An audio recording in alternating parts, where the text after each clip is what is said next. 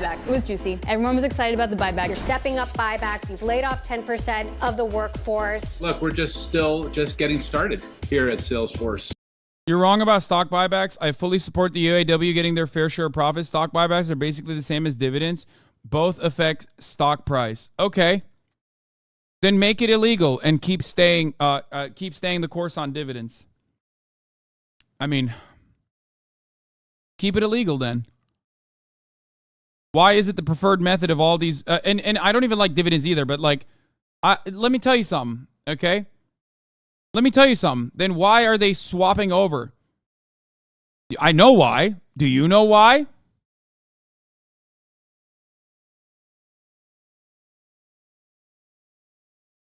Taxes. That's why. CEO compensation, board compensation, shareholder compensation, when done with stock buybacks rather than dividends, is not taxable.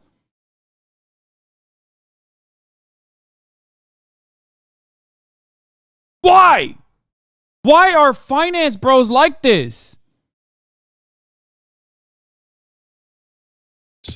Over $1 trillion was invested in stock buybacks last year. Yeah, there's a strict test.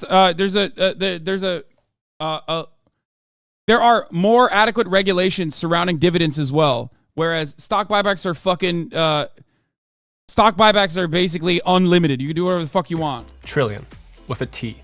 So why is everyone obsessed with stock buybacks? That's one of the hottest debates on Wall Street right now. Are stock buybacks just a smart tactic to improve shareholder value? Or are they a fancy bit of market magic? Wingardium Leviosa. A trick to enrich wealthy insiders at the expense of workers and the country's future. I'm Eric Gardner, and I cover business at More Perfect Union.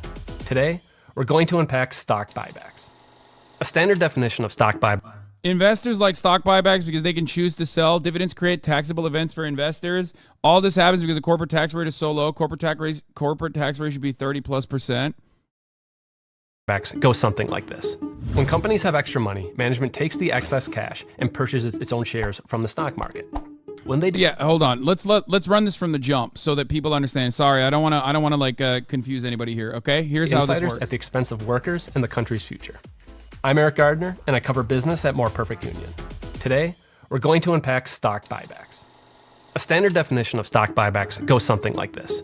When companies have extra money, management takes the excess cash and purchases. For the record, even before this part, remember, the extra money is coming from the workers. The workers are generating this value, and then the corporation CEOs, at the behest of the shareholders, are keeping their wages as low as they physically can without them making a big fucking stink about it. Much easier to do if you're not unionized, by the way. This entire conversation that we're having right now in the midst of a UAW strike is quite literally that fucking fight where workers are clawing back some of the profits that they've generated, okay? So, anyway, they already created the fucking value. Now, the CEO and the board is taking that value and instead of reinvesting it back into the company, giving workers better benefits, better compensation, because they're never going to do that at their own volition, because there is no such thing as like magnanimous capitalism, okay? That would be fucking idiotic. That would be literally illegal in certain instances for the CEOs to do, for the record. Fiduciary responsibility and all, okay? What are they doing with that? They've decided that the extra money is not going to be paid out in the form of dividends. We're going to take that extra money and we're going to engage in stock buybacks to artificially boost the stock prices. Corporate officer stock options and when they vest is determined by formulas based on EPs, stock buybacks, along with profits in units sold. So if you have 1 million shares that vest 100% in 5 years, but if you hit a stupid high EPs, then they vest immediately. Its own shares from the stock market. When they do this, the number of shares on the market is reduced. This often boosts a metric called earnings per share. When metrics like earnings per share increase, investors decide that the stock is worth more. So the stock price rises. Some of that might sound like gibberish. So try to think of stock buybacks as a big pot of soup. The fewer people that can eat out of it, the bigger the servings will be. For everyone that has a bowl, the pot of soup just got more valuable, even though the amount of soup in the pot is exactly the same. My point is stock buybacks and dividends happen because the corporate tax rate is so low. If it were higher, there'd be more incentive to pay workers their fair share. That's not true. I don't even believe that one. No, I don't think that that is the case. I think you have to do a bottom-up approach in this situation, not a top-down one, because the reason why stock buybacks are the preferred method nowadays, and CEO compensation is not like a direct lump sum of cash and instead directly tied to stock performance, is precisely what you're talking about. Okay? Like, what you're talking about is the reason why CEO compensation in the 90s swapped over to a stock performance rather than a direct lump sum cash payment, which actually is the reason why CEO compensation has fucking skyrocketed since the goddamn 90s. Okay?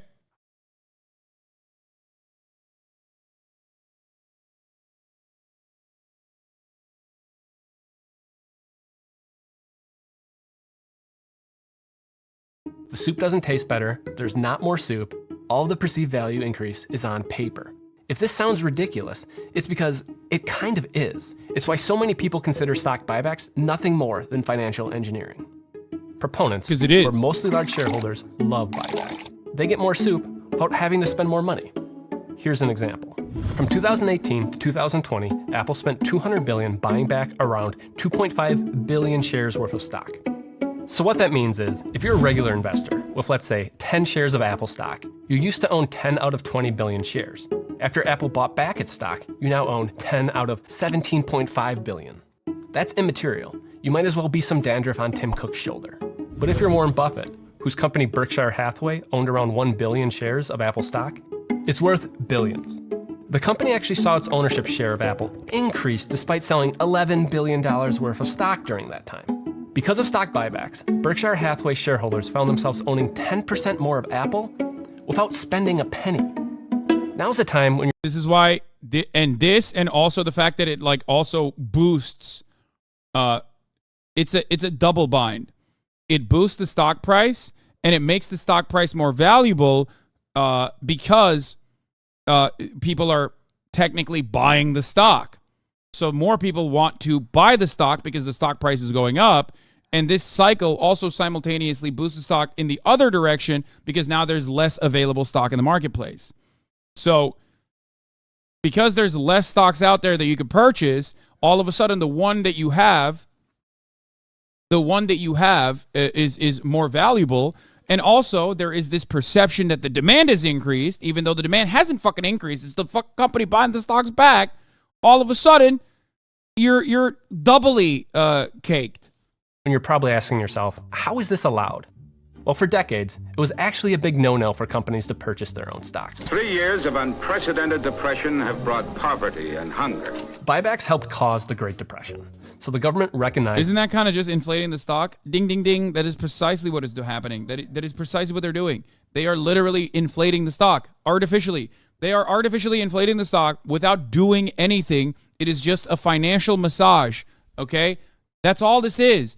And that's what's really frustrating about America and about Western liberal capitalist nations in general, and very annoying about the financialization of every fucking sector. Talk to anyone. Maybe, perhaps, you know some engineers, for example, who were bright-eyed and wanted to build fucking spaceships and planes, and that's all they wanted to do their entire lives. And then they fucking start working for a company, and then they realize that, like, the company is not actually being determined by their output, but instead about how they can move some money around internally. And then you realize, like, oh, it has nothing to do with fucking, making spaceships and airplanes or cars in this circumstance at all. It has everything to do with how well the corporate board of executives could fucking sit around and manipulate the stock market. Okay? That's it. Every company is like this. With the exception of like small businesses or even someone like myself, most companies in the United States of America and all around the world, most multinationals, most companies in general, this is how they work. Because the reality is there is no reason to innovate on your product side if all you need to do is innovate on the actual finance side. This is similar to how conservatives will buy their own books to get themselves placed on the bestseller list and get media coverage. They're causing their own demand. Exactly.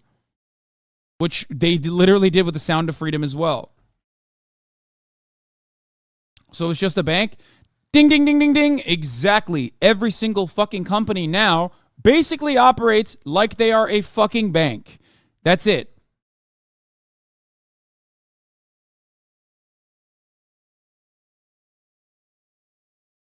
No, it's not like that at all. In some ways, one aspect of stock buybacks are identical to that. Okay, he's going to explain why stock buybacks were made illegal. It's not market manipulation. It's just caused a bunch of companies to go bankrupt in the late 20s. If Mark Cuban gives you $500K for 20% stake in your company on Shark Tank or whatever, it should be legal for you to buy that equity back. Yeah, it's always the tiny small business guy that's utilizing it, right? It's not market manipulation. Except, no, that's not the case. It 100% is market manipulation, and it does fucking happen, not by the small business owner who's like, oh, I just want to have my own, I just want to control my own business again. It's not the reason why. That's happening. The reason why it's happening is so they can artificially boost the stock price. One aspect of that is identical to fucking purchasing the books after making the books and selling the books. I made a simple analogy. Let me explain something to you. One aspect of the conservative think tank buying the fucking book is that it doesn't actually technically boost the value of the book itself, but it makes the public perceive the book as something that is sought after. That is precisely what happens when your stock price goes up, both because there's now less volume of it available, so the singular stock that you could purchase goes up, but also because now there is perceived demand around the stock. But it's not... There is no real perceived demand. The real perceived demand is coming from the company itself purchasing its own stocks. Okay? That's it. So on the front of perceived demand, creating a perception of demand by buying back your stocks is quite literally the same as making a book, selling the book in the marketplace, and then buying the same book in fucking bulk. And that, in and of itself, is market manipulation, for the record. Okay? It is. It just is. Is the practice for what it was, market manipulation. They passed a law to ban stock buybacks. But then, in 1982, a man named John Shad entered the chat. He's an unelected bureaucrat in the Reagan administration, and he had a brilliant insight. When it comes to business, shareholders are... It's also pretty funny because, a lot of neoliberals in the chat, or at least a lot of liberals who are social democrats, who believe that they're social democrats, or claim that they're fucking market socialists or whatever, okay? All of those guys are in the chat making the same argument that this fucking guy made, okay? Are you literally a Ronald Reagan employee? Like, what's going on? Are you a fucking Reagan head? What's going on in here? Maybe try to comprehend the social conditioning that you went through when you went and learned finance in college, and think beyond what is legally permissible to what the actual tangible real world harm this has caused, and then you will be able to develop a better sensibility on the issue itself. Because it's hard. It's really hard to read something in a fucking textbook and go, wait a minute, this has this surely has some negative consequences, right? Do you get it? There are negative consequences. You are just not taught those negative consequences. SEC admits it's not monitoring stock buybacks to prevent market manipulation. Yeah, I mean, they why would they? It's their whole goal. Too much optimism, they view it as a guns don't kill people situation. No, it's because they read a fucking finance book, or they read an econ book. Because the entire purpose of econ in general, okay, and the entire purpose of the field of finance and the entire purpose of the field of business in college, at least, is to basically force you into binary thinking that is completely devoid of the humanity of the people that you're talking about. That's why they talk about the widget factory, okay? As though the laborers are simply just a commodity and the laborers themselves are not real fucking human beings. This is capitalist indoctrination. You read it, you fucking look at it like it's numbers on a spreadsheet, and you fail to consider that at the top of the hour, there's a 3-minute ad break. And if you no longer want to see those ads, all you need to do is subscribe for $5 or for free. Okay? There are real people out there who are going to see a 3-minute ad break at the top of the fucking hour. And if they no longer want to see those ads, all they need to do is subscribe. They can also get gifted a sub if they're lucky. That's how this works.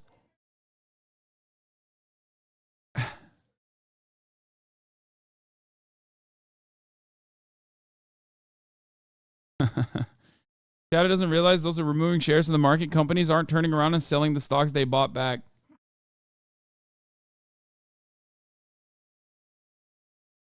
But yeah, for the record, I do the YDSA chapter of my university oddly contains a lot of econ majors. No, well, it's good. Things are changing a little bit. You can be an econ major and have and reorient your thinking. Okay, like I took econ courses as well. I have a elementary understanding. It's not. I'm not exactly the biggest econ boy. Okay, it's not my strong suit at all. And I know a lot of people will be like, oh, I know, I can tell.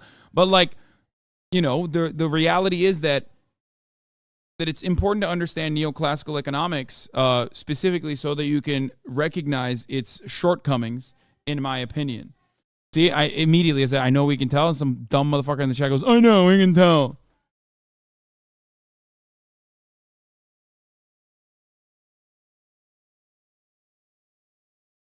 Anyway,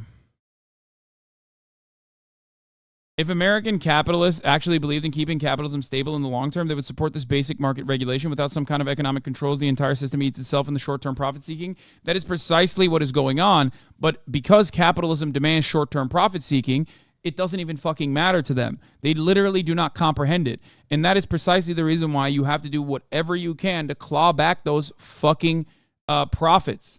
And the only way you can do that, the only mechanism as it stands currently, in the absence of like workers' councils or fucking dictatorship of the proletariat, is going to be unions. Okay? Every aspect of capitalism demands short-term profit seeking and monopolizing a certain sector. Okay? That's it. That's what companies always want to do. They will do anything and everything they can. They will use regulations to their own advantage. They will do rent seeking. They will try to monopolize the sector. They will literally use even the existing government regulation to ensure that like there aren't any other competitors in the marketplace. They can't enter the marketplace. This is before we even consider the metric ton of infrastructural support that they rely on in order to exist, or even natural monopolies like industries that are prone to monopolization due to the natural barrier of entry, like fucking energy. Or airliners, okay? All of those industries must be heavily regulated.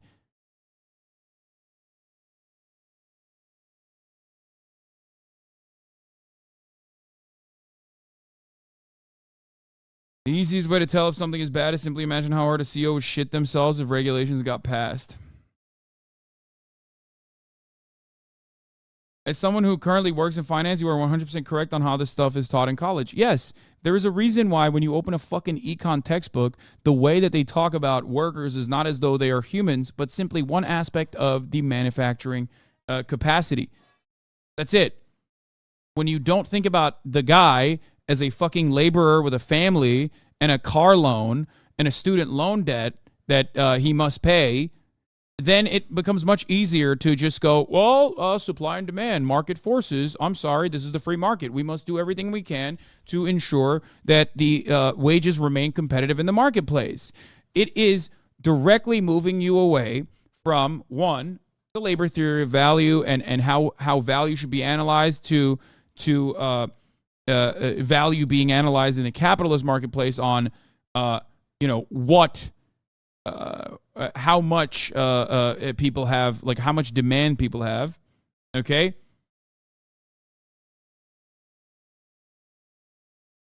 But beyond that, it is much easier to not see humans as human beings that are trying to survive when you do not have any interest in any meaningful capacity to peg their salaries, their wages, to the value that they're generating. Okay? The value that they're generating has nothing to do, in the eyes of capital owners, the value that they generate and the productivity that they have in the workplace does not change their salaries. Anytime you get a salary increase, anytime you get some kind of benefits package, or anytime you get additional compensation in the form of bonuses, that is only happening because they've decided out of all the profits, you can have some of the fucking crumbs. Okay? You can have some of the crumbs, so you shut the fuck up, which is ironic because that's exactly what the big three did. Okay?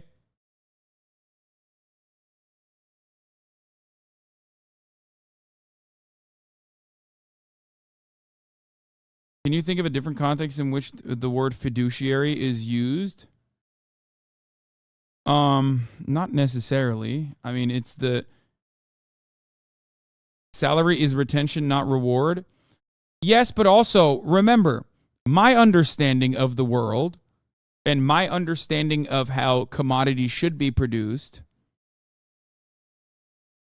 my understanding of the way that like workers should be compensated is not necessarily by what the market consideration is or what the market value is, but instead about the value that they generate.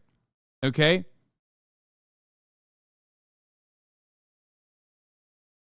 If your company makes more money, then your workers get more money as a consequence of that. But that's not how that works in capitalism.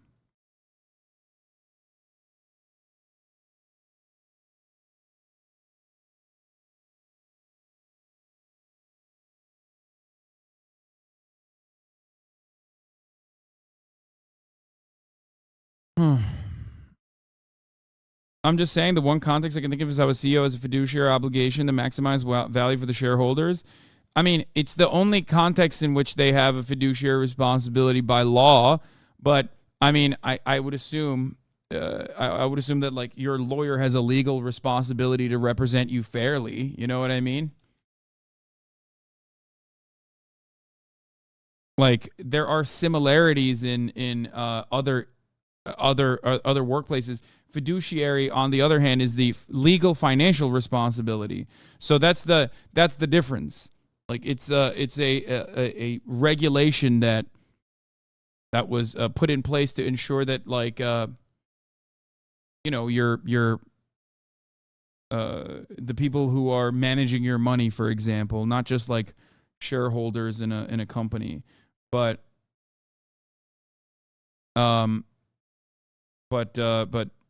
even at the bank.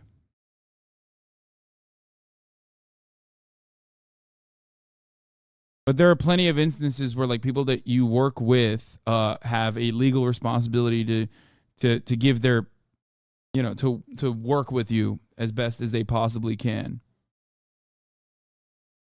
Anyway, let's continue with stock buybacks. All that matter. Buybacks meant higher stock prices and more money for shareholders. So buybacks were good. And just like that, they were legal. As weird as it sounds, this shuffling of paper transformed America. Once upon a time, there was a pact between American corporations and the country that sustained them. A promise to not only make money, but also to reinvest in the future. Innovating new technologies, erecting new factories, and creating much-needed, well-paying jobs. And there was still a place for shareholders in all of this. They were paid in dividends, a way for a company to reward long-term investing. Directors determine the amount of dividends, if any, to be paid out of earnings to the stockholders. But with the return of stock buybacks, shareholders could make big money by selling, not investing, at the new inflated prices. In the early 90s, executives preferred dividends to buybacks by about a 2-to-1 ratio. Now it's almost the opposite. Long-term investing is out of fashion. That's why it's fucking bullshit when chatters are like, there's no difference between dividends and buybacks. It's like, okay, well then let's go back to the old process then. You know what I mean? Because you're double booking. Like or not double booking, double dipping. Fashion. So is investing in workers in the future. Just take a look at this chart. In 1994, major companies were dropping over $6 on physical equipment for every dollar they spent on stock buybacks. Nowadays, they're only shelling out 94 cents on new stuff for every dollar they spend buying back their own shares. It turns out there's a personal reason why buybacks became so prevalent. Executives got in on the deal. Company boards told you 100p. That is the whole point. Boards, like they decided the fucking best way to make sure that everyone went along with this scheme wasn't just to like expect executives to go along with it because they have a fiduciary responsibility to their shareholders to increase shareholder value, but also by ensuring 100% that they would engage in it by cutting the fucking board in on the profit sharing. Who are often paid with stock, started to tie executive compensation to stock performance. The idea is that an executive on the board will be more committed to the company if they have a direct financial stake in its value. But in practice... By the way, it's pretty funny because, like, this, of course, does not translate to, weirdly enough, profit-sharing schemes never are given, especially to the same degree, to the goddamn labor force, okay? It's just executive salary compensation is directly tied to profit sharing, but it fucking never works to motivate workers for some goddamn reason, okay? So strange how that fucking works. I wonder why it's not like that. I just don't understand. I can't wrap my fucking brain around it. Okay?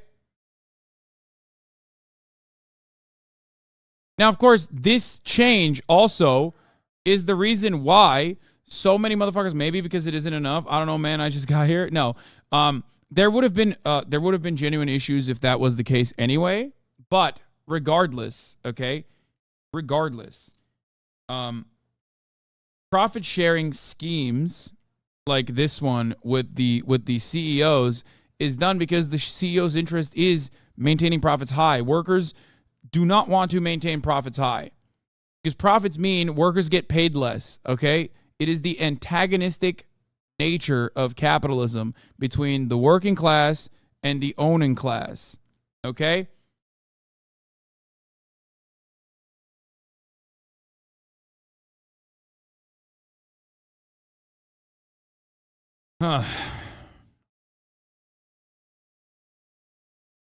Workers should get paid in money and stock then? I mean, some companies do that. But even then, it doesn't matter because you want to know why it doesn't matter? Because the workers don't just get paid in like stocks that are reasonable enough to like legitimately add into their portfolio. They get paid in fucking stocks that are nothing. They get paid in like minuscule amounts, even if they do any kind of profit sharing. Plenty of companies engage in that, except the amount of stocks or stock options that the CEO is getting and the amount that like every fucking individual worker is getting is dramatically different. It means that the people who are deciding where the money is spent get more money if they spend it on stock buybacks, even if that comes at the expense of the long-term health of the business. The truth is, if you look back, and I was director of the company, but Coca-Cola kept repurchasing their shares at a time when it didn't make sense if you look at it. That's Warren Buffett. He's admitting that when he was on the board of Coca-Cola, they bought back stock when it wasn't in the company's best financial interest. So why didn't he say anything? They made me a ton of money, and if you belch too often at the dinner table, you don't get invited to parties anymore. That's a pretty big corporate governance problem, and it's also among the major drivers of income inequality. The year before buybacks were legal, the median CEO to worker pay ratio was 40-1. In 2020, it was 350 to 1. Wait, what happened there? Guys, wait, I'm so confused. What's going on? How did that happen? I don't understand. 1. The dramatic rise of stock buybacks isn't some unavoidable circumstance. This is a choice that we're all living with. Nowhere is this more apparent than in energy. Energy giant Chevron made headlines when they announced plans to invest $10 billion in low-carbon energy by 2028. A year later, management turned around and announced they would spend $75 billion on stock buybacks, or about $17 billion a year for the foreseeable future. If money talks, then it's telling us the priorities of Chevron. Not a higher paid worker. I don't get it. Why aren't they giving all of those profits back to their workers to keep them happy, or I don't know, investing more in taking away some of the workforce's burden, you know what I mean, with new technology, except whenever new technology is invested into, it's not actually to alleviate some of the burdens of the working, alleviate some of the burdens of the actual existing workforce. It's to reduce that the number of workers that work in the company and then make 3 people do the job of 30. Why? Because the entire system is designed this way. Okay? That's it. That's how it fucking works. That's why people are terrified of artificial intelligence, for example, because artificial intelligence is simply a tool. Why is machine learning technology and artificial intelligence simply a tool, and yet it is so terrifying to many, many people? Is it because we're a bunch of fucking Luddites, which ironically also were operating under this principle? Or is it because, well, Luddites would be a bad example in this situation because I think that they were anti-tech specifically for this purpose. Or is it because every kind of technological improvement comes at the cost of displacing pre-existing workers? Because our never-ending, constant thirst for increasing profit margins when the rate of profit has a tendency to fall is causing these capital owners to behave in this way. Workforce or affordable energy, not clean energy technology that could help save the planet and make billions in the process. It's stock buybacks. So where do we go from here? There are 3 different camps of people who are grappling with this question. The first camp views buybacks as a superpower. Everything is fine the way it is because corporations exist to benefit shareholders, and buybacks benefit shareholders.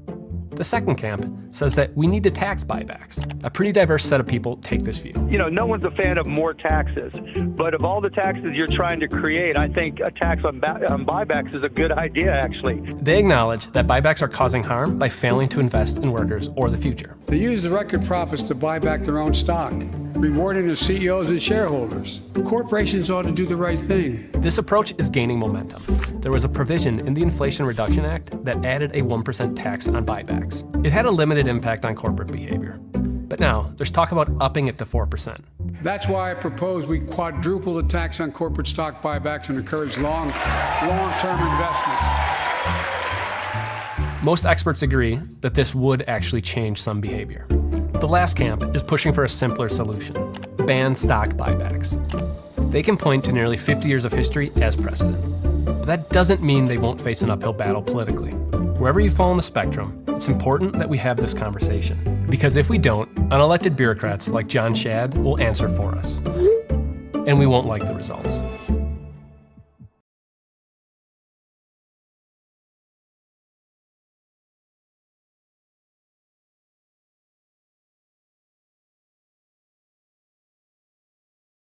Do you think a 4-day work week will be possible? I mean, it already is possible. Our level of productivity is so fucking high with technological improvements, technological advancements, that like currently a 4-day work week is absolutely possible. Okay, it was possible a long ass time ago, as a matter of fact. The problem is that if you want to have a 4-day work week, that means you had to have kept hiring people or kept your labor force the same size in whatever sector you were in, regardless of what kind of technological improvements were coming down. And in that situation, then yes, you had 100 people doing the work of 200 because of technological advancements. But instead, if you have 200 employees or if you have 100 employees and you get technological advancements, the capital owner, which is interested in only one thing, improving shareholder value, is going to cut the labor force in half. In order for a 4-day work week to work, you would have to do anti-capitalist things. That's it. There's no other way to put it. There's no other way to put it. It absolutely is feasible. It could be done. You would just have to hire more workers and pay them all a meaningful, decent, livable wage. It's just that it's not going to happen.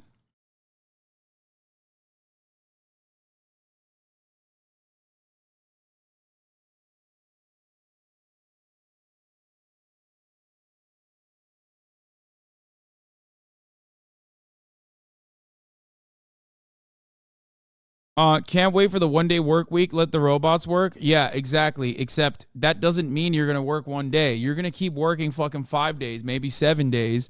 And the robots are going to work next to you. the robots are simply just going to displace the other workers, and that displacement is going to be used as a threat over your head to say, listen, you want to fucking keep your job? You don't want to be replaced like the rest of the people that we laid off by these fucking robots? Then get back to work, bitch. Okay? Because that's what currently happens. Anytime there's any kind of technological improvement, that's what happens.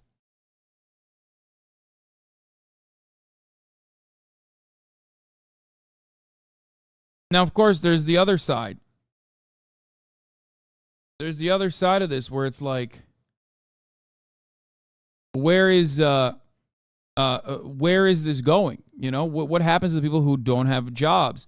Hasan, why are you such a hateful person? Brother, if you think that I'm being hateful in any capacity here over the course of the past, 2 hours where I've talked about stock buybacks, corporations, CEOs, how commodities are produced in America, then I don't know what to tell you. Are you the CEO of Ford? Because if there's anything that I'm hating on, and I'm not even fully hating on it, I'm just describing how things work, is the CEOs that we've mentioned. Are you the CEO? Is it your dad who's the CEO? What the fuck? Are you the CEO of Ford? Thank you for coming in here. Please gift some subscriptions to the people. You have a lot of money. You made $21 million. You made $21 million last year.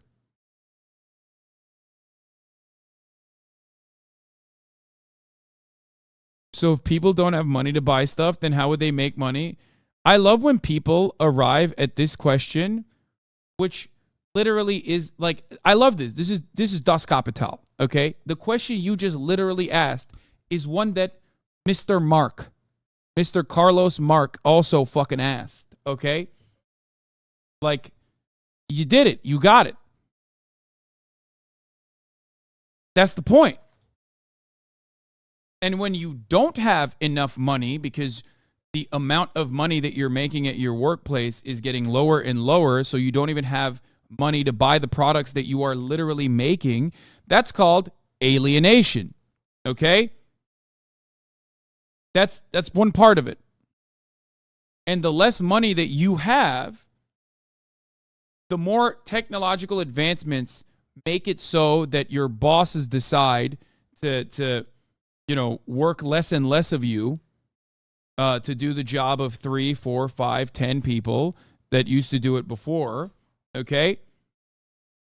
The lower your compensation gets, the cheaper the products get, but you still cannot fucking purchase it, the less people there are out there who could possibly buy the shit that they're selling, and therefore profits still end up getting smaller.